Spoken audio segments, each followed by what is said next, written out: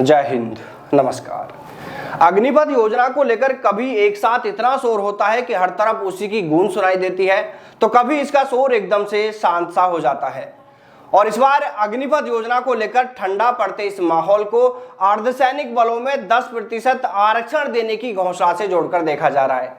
यानी जिस दिन सरकार के कहने पर अर्धसैनिक बलों के डीजी ने अपना अलग अलग वीडियो जारी कर बताया कि अर्धसैनिक बलों में पूर्व अग्निवीरों को 10% आरक्षण देने की तैयारी कर ली है, उसी दिन से अग्निपथ के विरोध में उठ रही आवाज का यह शोर मानो धीमा पड़ता जा रहा है। वहीं इसको लेकर कुछ लोगों का यह भी कहना है कि काफी समय से अग्निपथ योजना का यह मुद्दा सिर्फ विपक्षी नेताओं ने ही उठाया हुआ है, जिसे कहीं ना कहीं ऊपर तक यह मैसेज जरूर जा रहा है कि सिर्फ विपक्ष अग्निपथ योजना को मुद्दा बना रहा है, जबकि जिन युवाओं के लिए इस योजना को लागू किया गया है उन युवाओं को इससे कोई परेशानी नहीं है और इसीलिए युवाओं की ओर से किसी तरह का विरोध इस अग्निपथ योजना को लेकर अब देखने को नहीं मिल रहा है, बल्कि हर साल बड़ी संख्या में युवा अग्निपथ योजना के तहत भर्तियों में शामिल होकर अग्निवीर बन रहे हैं, वो इस योजना को पसंद कर रहे हैं। अब अगर इसी पॉइंट ऑफ व्यू से देखा जाए तो देखिए दोस्तों, कहीं हद तक यह बात सही होती भी दिख रही है, क्योंकि जिन युवाओं के लिए इस योजना को लागू किया गया है, जब उन्हें ही इससे कोई परेशानी नहीं है,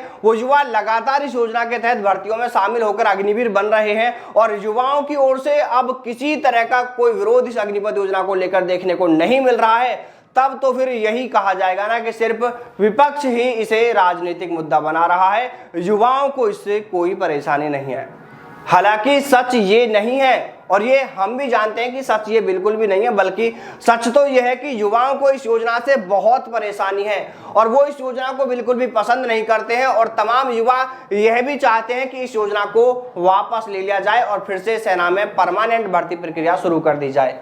लेकिन फिर सवाल वही आकर उठता है कि आखिर युवाओं को जब यह योजना पसंद नहीं है, वो चाहते हैं कि इस योजना को वापस ले लिया जाए, तो फिर इसको लेकर युवा आवाज क्यों नहीं उठा रहे हैं, अपनी मांग क्यों नहीं कर रहे हैं। तो देखिए, अब इस सवाल का जवाब तो वो युवा ही दे सकते हैं कि आखिर वो इसको लेकर क्या चाहते हैं और वो क्यों इसको लेकर मांग नहीं कर रहे हैं, क्यों वो इसको लेकर आवाज नहीं उठा रहे हैं। लेकिन देखिए, आपने इस बार ये भी जरूर देखा होगा कि जैसे ही अग्निपथ योजना का मुद्दा गर्माता है तो मीडिया में भी उसे पूरा कवरेज दिया जा रहा है, जबकि जिस वक्त इस योजना को लागू किया गया था और इसको लेकर देश भर में युवाओं ने विरोध किया था, उस वक्त ऐसा बहुत कम देखने को मिल रहा था। मीडिया में युवाओं की मांगों को, युवाओं की आवाज को जगह नहीं मिल पा रही थी, वहां पर इसको लेकर कवरेज कम ही देखने को मिला था। लेकिन इस बार मीडिया अग्निपथ योजना को लेकर सरकार से सवाल भी कर रही है और अग्निपथ पर पूरा कवरेज भी कर रही है। लेकिन देखिए, यहाँ पर देखने वाली बात यह होगी कि फिलहाल जिस तरह से अग्निपथ योजना का यह मुद्दा धीरे धीरे शांत होता जा रहा है, क्या यह पूरी तरह शांत हो जाएगा